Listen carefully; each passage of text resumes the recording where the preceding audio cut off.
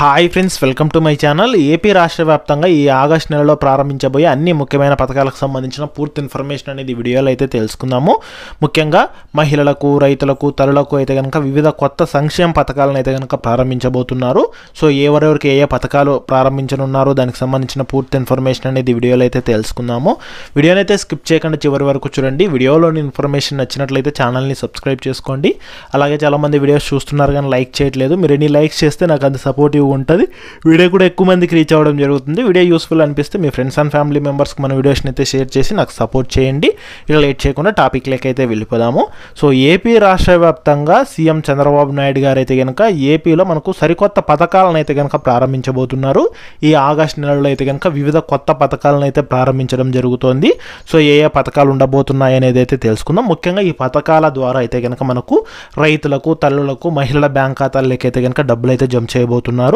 అందులో మొదటి పథకం చూసుకున్నట్లయితే కనుక మనకు మహాశక్తి పథకం కింద మహిళలకైతే కనుక మనకు 1500 రూపాయలు అయితే జమ చేయడం జరుగుతుంది. అంటే మనకు ఏపీలో ఆడబిడ్డ నిధి కింద అయితే కనుక అంటే ఆడబిడ్డ నిధి పథకం ద్వారా అర్హులైనటువంటి మహిళలకైతే నెలకు 1500 రూపాయల చొప్పున సంవత్సరానికి 18,000 రూపాయలు అయితే కనుక జమ అయితే చేయడం జరుగుతుంది. అంటే మనకు ఈ యొక్క 18 ఏళ్ళు నిండిన మహిళలందరికీ ఆడబిడ్డ నిధి పథకం ద్వారా అయితే కనుక ఈ డబ్బులు అయితే జమ చేస్తారు. SC, ST, BC, minority, OC అన్ని కులాలకు సంబంధించిన మహిళలకైతే కనుక డబ్బులు అయితే విడుదల చేయడం జరుగుతుంది. ఈ పథకానికి సంబంధించి విధి విధానాలు, అర్హతలు అయితే కనుక ప్రభుత్వం అయితే కనుక విడుదల అయితే చేయబోతోంది. సో మనకు ఆగస్టు మొదటి వారంలో అంటే ఆగస్టు 7వ తేదీలోపు ఈ పథకానికి సంబంధించిన విధి విధానాలు, అర్హతలు అయితే కనుక విడుదల అయితే చేయడం జరుగుతోందన్నమాట.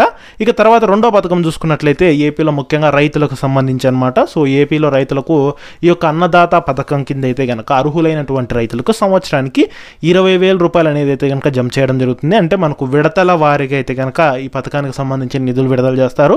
పీఎం కిసాన్ పథకానికి సంబంధించి ఎవరెవరు రైతులు అర్హులై ఉన్నారో వాళ్ళందరికీ ఈ యొక్క 20,000 రూపాయలు అయితే కనుక విడుదల అయితే చేయడం జరుగుతుంది. దీనికి సంబంధించి ఆగస్టు 10వ తేదీ అలా అయితే కనుక విధి విధానాలు, అర్హతలు అయితే కనుక విడుదల చేసే అవకాశం అయితే ఉందన్నమాట.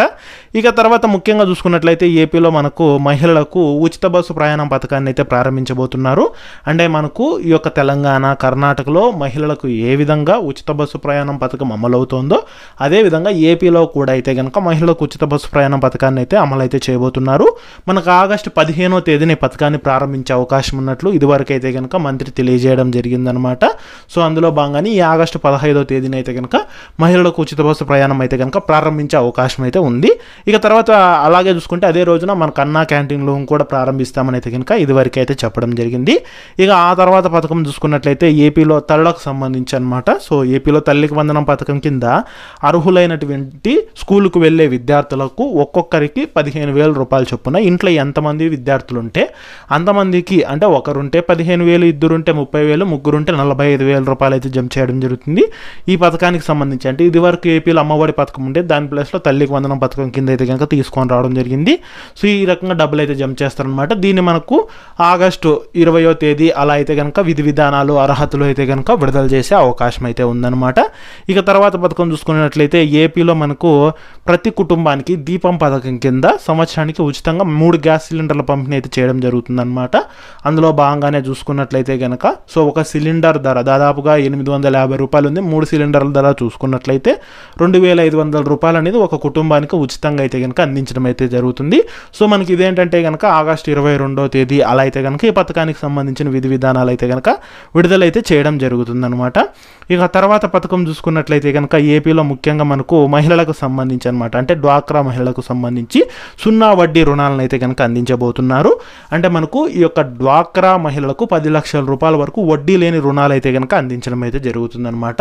సో అందులో భాగంగానే మనము ఆ యొక్క వడ్డీలోని రుణాలు తీసుకొని తర్వాత ఏంటంటే కనుక వడ్డీ ప్లస్ రుణం అన్ని సకాలంలో చెల్లిస్తే ఆ యొక్క వడ్డీ డబ్బులని తిరిగి మళ్ళీ ప్రభుత్వం మనకు జమ అయితే చేస్తుంది. సో దీన్ని ఆగస్టు 25వ తేదీ అలా అయితే కనుక ప్రారంభించే అవకాశం అయితే ఉందన్నమాట. విధి విధానాలు అయితే విడుదల చేయనున్నారు. తర్వాత వచ్చేసి మనకు ఏపీలో నిరుద్యోగులకు సంబంధించి అనమాట యువగలం కింద అయితే కనుక నిరుద్యోగులకు ప్రతి నెల నిరుద్యోగ భృతి కింద 3,000 రూపాయలు అనేది వారి బ్యాంక్ ఖాతాల్లోకి అయితే జమ చేయడం జరుగుతుంది. సో సంవత్సరానికి 36,000 రూపాయలు అనేది అయితే కనుక జమ చేస్తారు. సో దీన్ని మనకు ఆగస్టు 28వ తేదీ అలా అయితే కనుక మనకు దీనికి సంబంధించిన విధి విధానాలు అర్హతలు అయితే విడుదల చేయడం జరుగుతుంది.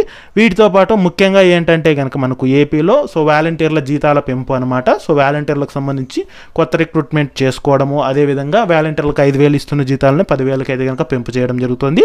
ఇక తర్వాత ముఖ్యంగా చూసుకున్నట్లయితే కనుక మనకి ఆగస్టు చివరిలోపు సో ఏపీలో ఏంటంటే కనుక ఏపీలో పెన్షనర్స్కి సంబంధించి అంటే ఏపీలో మనకు ఆల్రెడీ పెన్షన్స్ పెంపు అయితే చేయడం జరిగింది.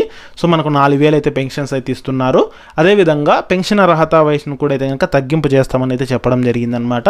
అంటే మనకు ప్రస్తుతం ఇప్పుడు 60 ఏళ్ళకి కొత్త పెన్షన్లు శాంక్షన్ చేస్తున్నారు కదా, ఈ కొత్త పెన్షన్లు ఏంటంటే కనుక 50 ఏళ్ళకే తగ్గింపు చేస్తామని చెప్పారు. అది కూడా ఎస్సీ, ఎస్టీ, బీసీ, మైనారిటీ కులాలకు సంబంధించిన వాళ్ళకైతే కనుక ఈ పెన్షన్ అర్హత వయసును అయితే కనుక తగ్గింపు అయితే చేయడం జరుగుతుంది. సో అందులో భాగంగానే చూసుకున్నట్లయితే ఈ నెల ఎండింగ్ లోపు అయితే కనుక మనకు కొత్త పెన్షన్లకు సంబంధించిన అప్లికేషన్ ప్రాసెస్ అనేది అయితే కనుక స్టార్ట్ అయ్యే అవకాశం అయితే ఉంటుందన్నమాట. సో ఎందుకంటే మనకు 60 నుంచి 50 ఏళ్ళకి పెన్షన్ అర్హత వయసు తగ్గిస్తున్నారు కాబట్టి సో లబ్ధిదారులందరూ అయితే కనుక ఈసారి మళ్ళీ పెన్షన్కి అయితే అప్లై అయితే చేసుకోవచ్చు. అర్హత ఉండే వాళ్ళందరూ అప్లికేషన్ ప్రాసెస్ అనేది గ్రామ వార్డు సచివాలయం ద్వారా అయితే కనుక మనకు ఈ నెలలో అయితే కనుక ప్రారంభించే అవకాశం అయితే ఉంది. సో ఈ రకంగా అయితే కనుక పెన్షన్ల అర్హత వయసు అనేది అయితే 50 ఏళ్ళకి అయితే తగ్గింపు చేయడం జరుగుతుంది. అప్పుడు ఇంట్లో పెన్షన్స్ అర్హత ఉంటే ఇద్దరికి ఇస్తారా లేకపోతే ఒకరికి ఇస్తారా అనేది అయితే కనుక ఇంకా వేచి చూడాల్సిందనమాట. సో పెన్షన్లకు సంబంధించి అది ఒక ముఖ్యమైన అప్డేట్ అనమాట. ఇక తర్వాత రేషన్కి సంబంధించి చూసుకున్నట్లయితే కనుక మనకు రేషన్లో ఏంటంటే కనుక కొన్ని మార్పులు అయితే చేయడం జరిగింది. సో ప్రస్తుతం ఇస్తే రేషన్ చూసుకున్నట్లయితే కనుక ఓన్లీ మనకు బియ్యం అయితే ఒక పర్సన్కి 5 కేజీలు ఉచితంగా అయితే ఇస్తున్నారు. ఇక వేరే సరుకులు అయితే ఇవ్వట్లేదు అనమాట. ఈ రేషన్లో ఏంటంటే కనుక అంటే మనకు వచ్చే నెల నుంచి రేషన్లో ఏంటంటే కనుక మనకు ముఖ్యంగా ఏంటంటే బియ్యంతో పాటు జొన్నలు, రాగులు అయితే ఇవ్వడం జరుగుతుందన్నమాట. సో అయితే జొన్నలు ఇస్తారు లేదంటే రాగులు అయితే ఇస్తారు. వీటితో పాటు సబ్సిడీలో చక్కెరను, కందిపప్పు అయితే ఇవ్వడం జరుగుతుంది. చక్కెర 20 రూపాయలు, కందిపప్పు వచ్చి 67 రూపాయలు ఛార్జ్ చేస్తారు. వీటితో పాటు గోధుమ పిండి కూడా సబ్సిడీలో మన కేజీ ప్యాకెట్ 20 రూపాయలు చొప్పున అయితే కనుక అందించడం అయితే జరుగుతుందన్నమాట.